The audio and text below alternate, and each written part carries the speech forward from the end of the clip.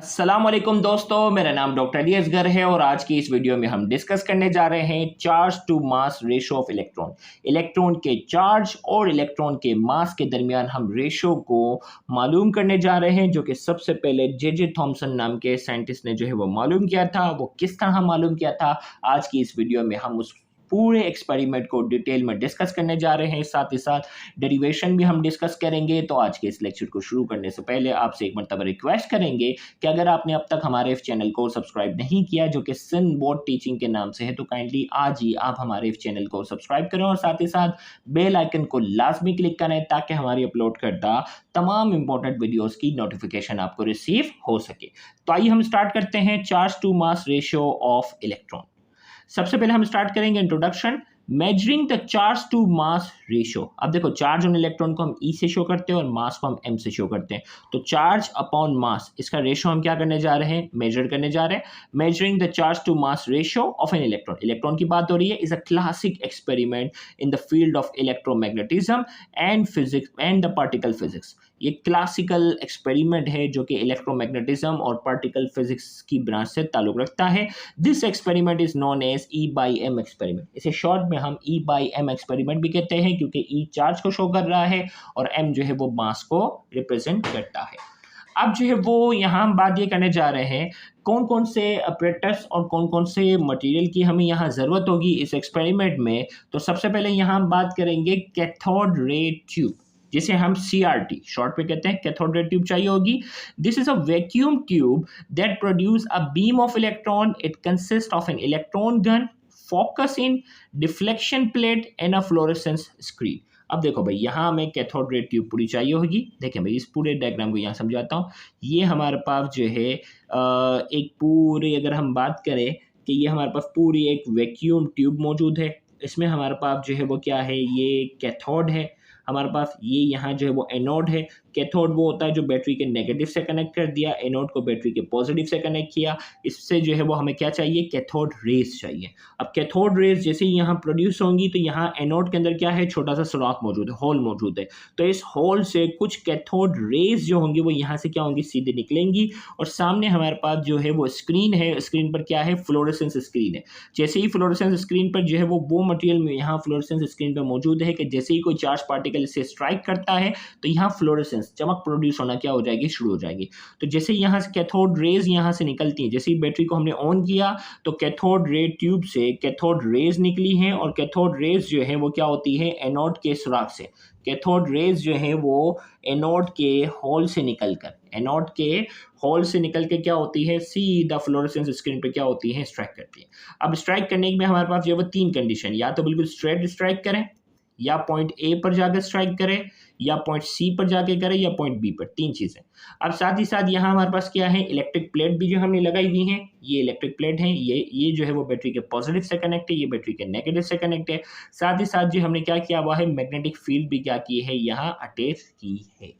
अब देखें भाई, किसका क्या काम है, वो सारी चीज़ अभी डिस्कस करेंगे।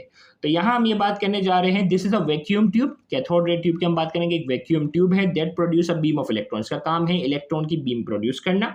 It consist of an electron gun, इसमें इलेक्ट्रॉन गन होगी। फोकस इन, यानी एक सुराख इसमें मौजूद है जो इलेक्ट्रॉन को जो फोकस करेगा।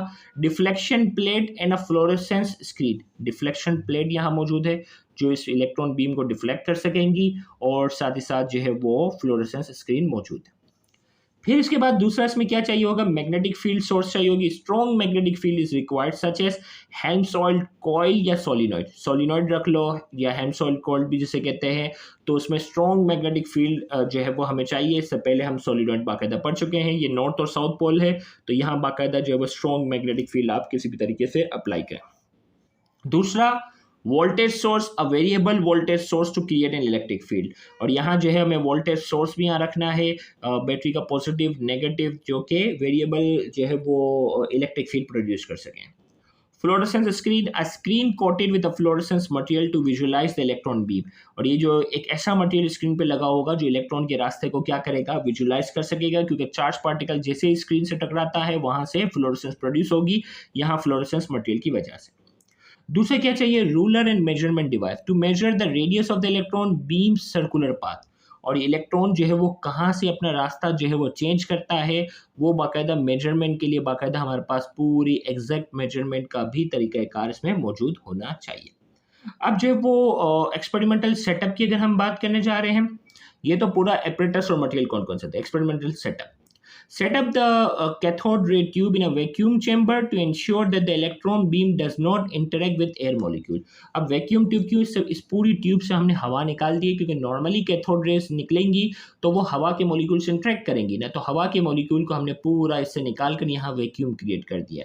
अब यहाँ हमने कहा कि कैथोड रे ट्यूब को वैक्यूम चैम्बर में सेटअप किया है to ensure electron beam does not interact with air molecule, ensure करने के लिए कि इलेक्ट्रॉन बीम जो यहाँ से निकलेंगी वो हवा के मॉलिक्यूल के साथ कोई इंटरेक्शन नहीं करेंगे, क्योंकि हवा के मॉलिक्यूल को तो हमने यहाँ से निकाल कर यहाँ हमने वैक्यूम क्रिएट कर दिया। फिर जो है हमारे पास दूसरा हमारे पास क्या है, पोजीशन ऑफ हेल्महोल्ट्ज कॉइल या सोलिनॉइड की बात करेंगे around the cathode ray tube. Cathode ray tube के अराउंड जो है वो हम मैग्नेटिक फील्ड को रखेंगे, provide a uniform magnetic field parallel to the beam path. अब इलेक्ट्रॉन का जो बीम का जो पाथ है ना, उस पाथ पर जो है वो बाकायदा मैग्नेटिक फील्ड भी ये 3 डायमेंशनल है कि इसके बाकायदा पैरेलल में जिस रास्ते से गुजरेंगे यहाँ मैग्नेटिक फील्ड भी हमें क्या करनी है, अप्लाई करनी है, वो भी कर देते हैं। Connect the voltage source to the focusing and deflection plate to create an electric field perpendicular to the magnetic field। अब देखो भाई यहाँ हमने एक और जो काम करना है वो क्या करना है, इलेक्ट्रिक फील्ड को जो है वो हमने यहाँ इलेक्ट्रिक प्लेट्स यहाँ लगाई हुई हैं जो कि मैग्नेटिक फील्ड के क्या है, परपेंडिकुलर 90 डिग्री के एंगल पर हमने यहाँ रखा है। आगे डेरिवेशन में इसकी बात भी करेंगे, हो गया भाई। अब कैलिब्रेशन की बात करेंगे, calibrate the magnetic field by measuring its strength at the location of the electron beam. अब मैग्नेटिक फील्ड को यहाँ कैलिब्रेट करेंगे, इसकी स्ट्रेंथ को भी क्या करके रखेंगे, मेजर करके रखेंगे कि मैग्नेटिक फील्ड की स्ट्रेंथ क्या है और जिस जगह से इलेक्ट्रॉन बीम गुजरेगी वहाँ मैग्नेटिक फील्ड अप्लाई की है और मैग्नेटिक फील्ड की स्ट्रेंथ हमें मालूम होनी चाहिए। Electron beam production, apply a high voltage across the cathode and anode of the cathode ray tube to generate a beam of electron from the cathode electron gun। अब high voltage वहाँ apply करेंगे across the cathode and anode, ताकि जो है वो beam of electron जो है वो क्या हो, कैथोड से प्रोड्यूस हो, यानी इलेक्ट्रॉन गन से। Use the focus and deflection plate to control and direction the electron beam. अब देखो भाई यहाँ हमारे पास जो है एनोड जो है ना, एनोड है, यहाँ हमने बीच में सुराख रखा हुआ है, यहाँ से जैसे ही निकलेंगे तो वो कैथोड जो बिल्कुल अलग अलग डायरेक्शन में होगी वो इससे गुजर ही नहीं सकेंगी। तो ये फोकसिंग प्लेट है जो कि इन चीज़ों को जो है वो डिफ्लेक्शन होने से बचाएंगी और बिल्कुल स्ट्रेट लाइन में जाकर जो है वो स्क्रीन पे जाकर इलेक्ट्रॉन स्ट्राइक कर सके, बिल्कुल सीधी डायरेक्शन वाले इलेक्ट्रॉन आगे जा सके। तो यहाँ इसमें हमने कहा use the focusing and deflection plate to control and direction of electron beam, electron beam की डायरेक्शन को कंट्रोल कर सके। Observe the electron beam, turn off the magnetic field and electric field, electric field और magnetic field बिल्कुल बंद कर देंगे। To observe the electron beam straight line path on the fluorescent screen, जब मैग्नेटिक फील्ड और electric field बिल्कुल बंद होगी, ऑब्जर्व करेंगे कि इलेक्ट्रॉन बिल्कुल सीधा जो है वो पॉइंट बी पर जाकर क्या करना चाहिए, स्ट्राइक करना चाहिए। अब क्या किया, टर्न ऑफ किया। अब टर्न ऑफ के बाद क्या किया, अब मैग्नेटिक फील्ड जो है वो अप्लाई करेंगे। Turn on the magnetic field which cause the electron beam to bend in a circular path due to Lorentz force. अब जैसे ही मैग्नेटिक फील्ड क्या करेंगे, जैसे ही हम मैग्नेटिक फील्ड अप्लाई करेंगे इलेक्ट्रॉन बीम जो होगा वो सर्कुलर पाथ में आना शुरू हो जाएगा। याद रखिएगा लॉरेंस इक्वेशन जो इससे पहले पढ़ी थी ना, मैग्नेटिक फोर्स, कि जब भी कोई चार्ज पार्टिकल मैग्नेटिक फील्ड में दाखिल होता है तो ये क्या होगा, एक सर्कुलर पाथ में आना शुरू हो जाएगा, तो सर्कुलर पाथ में आएगा। जब ये बंद थी तो बिल्कुल सीधा जा रहा था, जैसे ही मैग्नेटिक फील्ड चालू हो गई तो ये क्या होगा, सर्कुलर पाथ में आना शुरू हो जाएगा।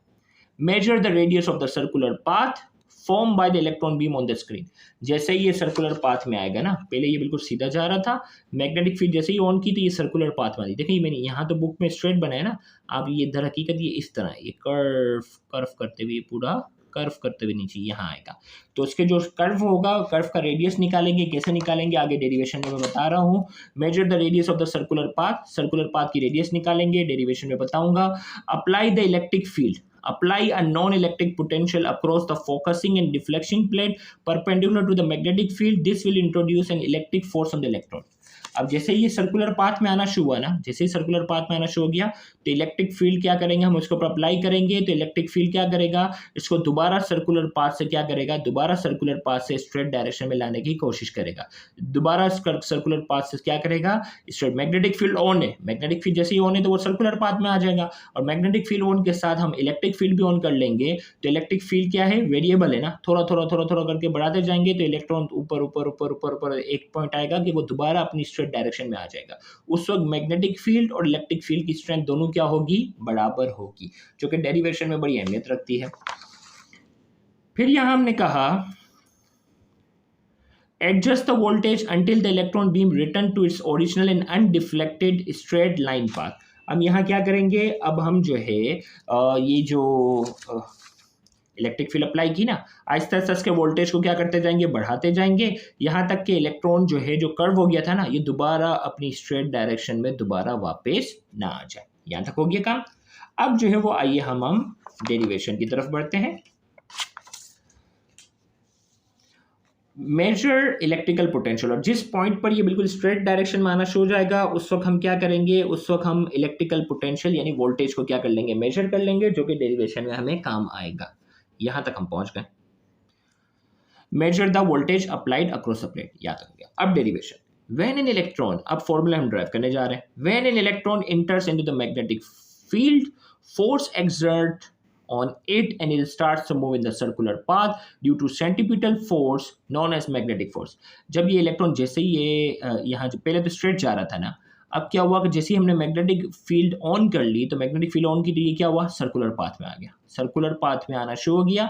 When an electron enters into the magnetic field, magnetic field में दाखिल हुआ, फोर्स एक्सर्ट ऑन इट, इसके ऊपर फोर्स अप्लाई हुई and it starts to move in the circular path, और ये सर्कुलर पाथ में मूव करना शुरू हो गया। और सर्कुलर पाथ में मूव करने की वजह क्या थी, सेंटीपिटल फोर्स थी, और यहाँ सेंटीपिटल फोर्स की जगह कौन ले रहा है, मैग्नेटिक फोर्स, जो कि इसको सर्कल में क्या कर रहा है, मूव कर रहा है। ये सर्कल पे इस तरह मूव करना शुरू कर देगा, और जो सेंटर की डायरेक्शन में जो फोर्स होती है वो सेंटीपिटल फोर्स होती है, और यहाँ सेंटर की तरफ कौन सी फोर्स लगेगी, मैग्नेटिक फोर्स।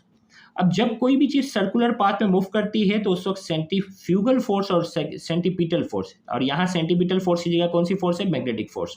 तो सेंट्रीफ्यूगल फोर्स और मैग्नेटिक फोर्स दोनों क्या होंगी, बराबर होंगी, तभी वो सर्कुलर पाथ में क्या करेगा, मूव करेगा। तो FC बराबर है MFM के। FC सेंट्रीफ्यूगल फोर्स है, जो कि हम फिजिक्स में पढ़ते आ रहे हैं फर्स्ट ईयर में, F बराबर है mv²/r, ये हो गया। और magnetic force Lawrence force equation के मुताबिक Q बराबर था V क्रॉस B के, क्रॉस हटाएंगे तो साइन थीटा आ जाएगा, QV भी साइन थीटा। और इसी तरीके से मैग्नेटिक फोर्स और वेलोसिटी के दरमियान, देखिए मैग्नेटिक फील्ड जो है वो इनवर्ड है और वेलोसिटी यहाँ आ रही है, दोनों के दरमियान कौन सा डायरेक्शन है, 90 डिग्री। देखें ये वेलोसिटी की डायरेक्शन है और मैग्नेटिक फोर्स इनवर्ड है, मैग्नेटिक फोर्स क्या है, इनवर्ट, तो ये डायरेक्शन ये हो गई और ये डायरेक्शन, दोनों के दरमियान 90 डिग्री का एंगल है, थीटा 90 रखा, साइन 90 1 के बराबर है, चार्ज ऑन इलेक्ट्रॉन E के बराबर है तो Q की जगह E कर दिया, तो ये हो गया EVB। तो मैग्नेटिक फोर्स बराबर है EVB के, और FC बराबर है mv²/r, तो यहाँ हमने रखा mv²/r और मैग्नेटिक फोर्स की जगह रखा EVB, तो इसका स्क्वायर और V कैंसिल हो गया, यहाँ तक हम पहुँचे। और M यहाँ क्या हो रहा है, मल्टीप्लाई, वहाँ जाके डिवाइड, B यहाँ क्या हो रहा है, मल्टीप्लाई, वहाँ जाके क्या होगा, डिवाइड। तो फाइनली हमारे पास क्या हो गया, E/m, यही चाहिए था ना फॉर्मूला हमें, charge to mass ratio, E/m बराबर है V, B और R, यहाँ तक हो गया। अब यहाँ में अगर चार्ज टू मास रेशो चाहिए ना, तो चार्ज टू मास रेशो के लिए हमें क्या चाहिए, रेडियस चाहिए। क्या चाहिए हमें चाहिए रेडियस, हमें चाहिए वेलोसिटी, ये चाहिए। और मैग्नेटिक फील्ड तो हम पहले ही, इससे पहले सीख चुके हैं कि मैग्नेटिक फ्लक्स डेंसिटी तो ऑलरेडी मैग्नेटिक फील्ड के हम पहले से कैलकुलेट कर चुके होंगे। तो अब यहाँ में दो चीज़ें चाहिए, एक तो वेलोसिटी हमें कैलकुलेट करनी है, वो दो तरीके हैं हमारे पास, वो भी हम सीख रहे हैं, और रेडियस। तो रेडियस कैसे निकालेंगे भाई, ये जो आर्क में ये मूव कर रहा है ना, देखो भाई इलेक्ट्रॉन इससे आया और इलेक्ट्रॉन की कर्व पाथ में आ गया, पहले जो है वो सेंटर पे जो है वो स्ट्राइक कर रहा था जिसको हम O कह रहे हैं, अब जैसे ही मैग्नेटिक फील्ड अप्लाई की तो वो O डैश पे आ गया, O और O डैश के दरमियान का जो फासला है वो A है, और जिस डायरेक्शन से ये कर्व पाथ में मूव होना शुरू हुआ है, यहाँ से लेकर स्क्रीन तक के फासले को हम नाम दे रहे हैं B का। अब देखो ये कर्व पाथ था ना, अब इस कर्व पाथ को पूरा सर्कल अगर आप कंसीडर करो तो ये जो सेंटर से लेकर सरकमफेरेंस तक का जो फासला होता है वो क्या होता है, R। ये क्या हो गया, ये हो गया R, यहाँ से लेकर यहाँ तक भी क्या हो गया, R। अब जो है वो अगर मैं यहाँ डायग्राम बनाऊं, देखिए भाई ये पूरा सर्कल पाथ में आ गया, ये पूरा सर्कल बना, सेंटर से लेकर ये हो गया आर हो गया। अब पहले जो पॉइंट जो था बिल्कुल स्ट्रेट जो मूव कर रहा था वो ओ था, मैग्नेटिक फील्ड की वजह से ये कर्व पाथ में आ गया तो ओ डैश, और ओ डैश के दरमियान का जो फासला है वो क्या है, ए है, और जहां से ये कर्व पाथ में आना शुरू हो गया ये क्या हो गया, ये हो गया बी। अब देखो यहाँ से लेकर यहाँ तक क्या है, ए, यहाँ से लेकर ये तो पूरा यहाँ से लेकर यहाँ तक आर है ना, ये यहाँ से लेकर यहाँ तक क्या है, आर है, ठीक है। सेंटर से सरकमफेरेंस तो रेडियस ही होता है ना, तो यहाँ से लेकर यहाँ तक ये ए है, यहाँ से लेकर यहाँ तक क्या है, ये ए है, और यहाँ से लेकर यहाँ तक क्या हो जाएगा, आर माइनस है, क्योंकि देखो यहाँ से लेकर यहाँ तक रेडियस है, यहाँ से लेकर यहाँ तक ए है, देखो और ओ डैश के दरमियान का फासला ए है ना, यहाँ से लेकर यहाँ तक ए है, यहाँ से लेकर यहाँ तक आर है, तो इसका मतलब यहाँ से लेकर यहाँ तक क्या होगा, बड़े में से छोटे को माइनस कर दो तो आर माइनस ए है, ठीक है। अब ओ डैश बी और सी एक ट्राइंगल है, ओ डैश बी और सी ट्राइंगल है ये, इसमें ये आर है, आर माइनस ए हमारे पास मौजूद है, हम पाइथागोरस थ्योरम लगाते हैं in triangle B C O dash, B C O dash. Pythagoras theorem के मुताबिक हम यहाँ आर निकालने जा रहे हैं, क्या निकालने जा रहे हैं, आर। पाइथागोरस क्या कहता है, हाइपोटेन्यूस का स्क्वायर बराबर है बेस का स्क्वायर मल्टीप्लाई बाय परपेंडिकुलर का स्क्वायर। तो ये देखो आर रेडियस जो है ये हाइपोटेन्यूस है, और इसी तरीके से जो है ये हमारे पास जो है परपेंडिकुलर है हमारे पास, और ये हमारे पास जो है ये क्या है, आर माइनस ए क्या है, बेस है, बी जो है वो क्या है हमारे पास परपेंडिकुलर है, जहां से ये कर्व पाथ में है, तो बेस की जगह मैंने रखा आर माइनस ए का स्क्वायर, और ये हो गया परपेंडिकुलर बी स्क्वायर हो गया। यहाँ तक हम पहुंचे। अब देखो यहाँ मैं क्या करता हूँ, ए माइनस बी का होल स्क्वायर लगा देता हूँ, A square minus 2ab plus B square, यहाँ तक था, इसको इस मुताबिक खोला, R square minus 2ar plus A square, और ये प्लस बी स्क्वायर अपनी जगह है। अब ये जो आर स्क्वायर यहाँ जो है गौर से सुनिएगा, आर स्क्वायर ये खुला ना, ये यहाँ प्लस में है, अब आर स्क्वायर वहाँ आ जाएगा तो क्या होगा, माइनस हो जाएगा, तो दोनों कैंसिल आउट हो जाएंगे, माइनस 2ar यहाँ माइनस में है, वहाँ जाकर प्लस में हो गया। अब ये ए स्क्वायर बी स्क्वायर अपनी जगह पर है, 2a गौर से सुनिएगा, 2a यहाँ मल्टीप्लाई और वहाँ जाकर डिवाइड हो जाएगा, और हमने कहा since a is very small therefore neglecting A square. देखो भाई ए क्या था, और ओ डैश के दरमियान का फासला था जो बहुत ही कम था, और याद रखिएगा छोटी चीज का स्क्वायर इतना छोटा होता है कि उसको हम क्या कर सकते हैं, नेग्लिजिबल कंसीडर कर सकते हैं। भाई छोटी चीज का स्क्वायर, जब भी कोई छोटी चीज है ना, उसका जब हम स्क्वायर लेते हैं तो वो बहुत ही छोटा होता है जिसे नेग्लिजिबल करते हैं, तो हमने कहा ए बहुत छोटा है, ठीक है, very small, therefore neglecting A square, इसका स्क्वायर लेंगे तो इतना छोटा हो जाएगा जैसे एक इंसान के पास 1 अरब रुपए, और उसके 1 अरब रुपए में अगर 1 रुपया ऐड कर लूँ तो मेरे 1 रुपया ऐड करने से ना उसको कोई फर्क पड़ने वाला है, ना कोई, और ना ही एक रुपया माइनस करने से उसे कोई फर्क पड़ने वाला है। तो लिहाजा क्या है, ए स्क्वायर को क्या कर लेते हैं, इसमें से नेगलेक्ट कर लेते हैं, तो फाइनल फॉर्मूला रेडियस का आ चुका है बी स्क्वायर अपॉन 2a। ये न्यूमेरिकल में हमारे पास क्या होगा, इस्तेमाल होगा। तो इस फॉर्मूले में रेडियस निकाल लिया, अब हमें चाहिए बी, तो हमें मालूम है मैग्नेटिक फील्ड की स्ट्रेंथ तो हम निकालना सीख चुके हैं इससे पहले वाले एक्सपेरिमेंट में भी, वी हमें चाहिए। तो वेलोसिटी निकालने के लिए हमारे पास जो है वो 2 मेथड हैं, there are 2 methods to find the velocity of electron. सबसे पहला मेथड हमारे पास है voltage method. In this method kinetic energy of electron is provided by the electron electric potential across electron. इसमें क्या करेंगे, इलेक्ट्रॉन को जो है वो हम क्या करेंगे, काइनेटिक एनर्जी क्या करेंगे, प्रोवाइड करेंगे। जैसे ही हम क्या करते हैं, वोल्टेज ऑन करेंगे तो इलेक्ट्रॉन को क्या मिलेगी, काइनेटिक एनर्जी मिलेगी, किसकी मदद से, इलेक्ट्रिकल एनर्जी की मदद से। तो काइनेटिक एनर्जी जो इलेक्ट्रॉन की होगी वो इलेक्ट्रिकल एनर्जी के बराबर होगी, तो काइनेटिक एनर्जी का फॉर्मूला है हाफ mv²।